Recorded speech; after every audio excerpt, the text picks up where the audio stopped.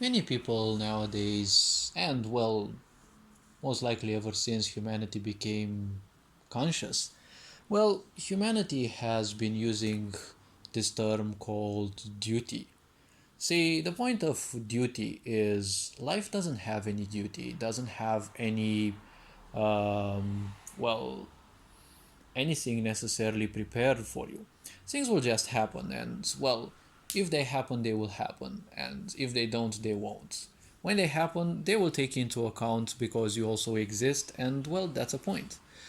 If that thing benefits you, or if it happens to not benefit you, well, it's not because fate or some kind of deity wanted to punish you or to reward you for something, right?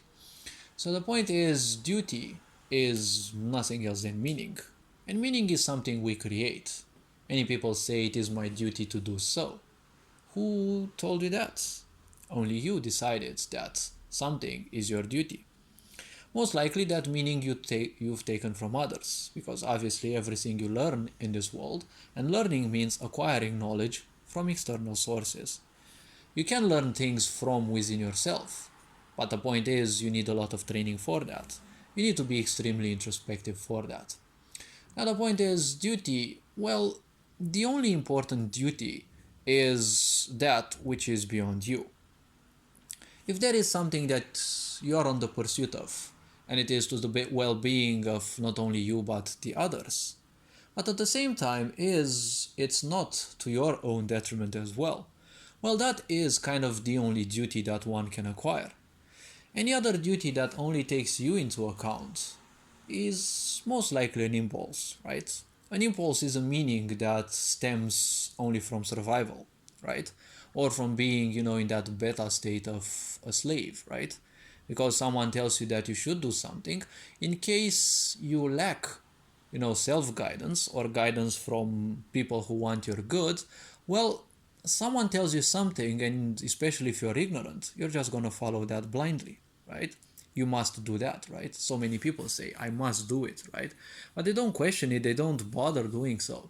So when you just follow something, and well, it is not necessarily to the well-being of the others, but it is especially to the detriment of you, it means you're mindlessly following something. It's more or less a survival on a social level.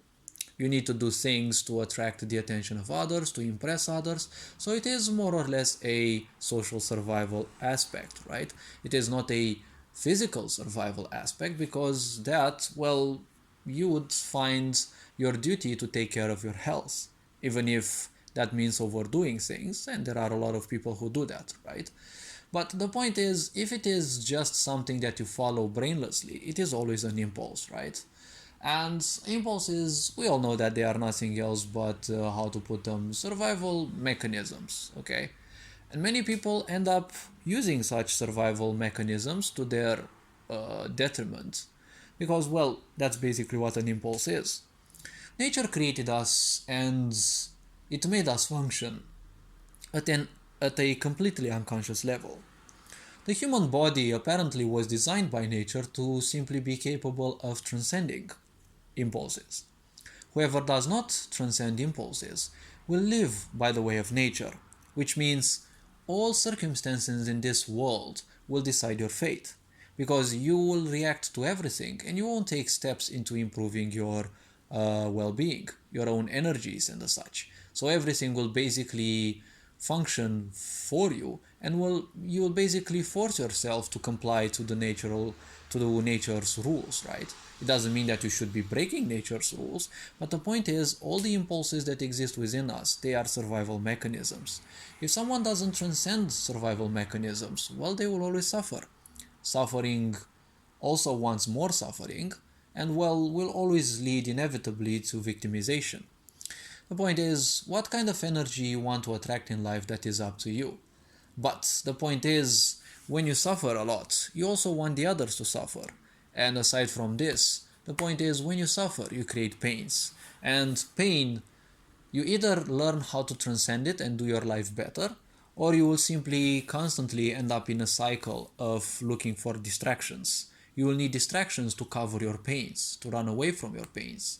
your distractions will cause even more pains, so you will need even stronger distractions, right? So this is a cycle which will basically lead you nowhere.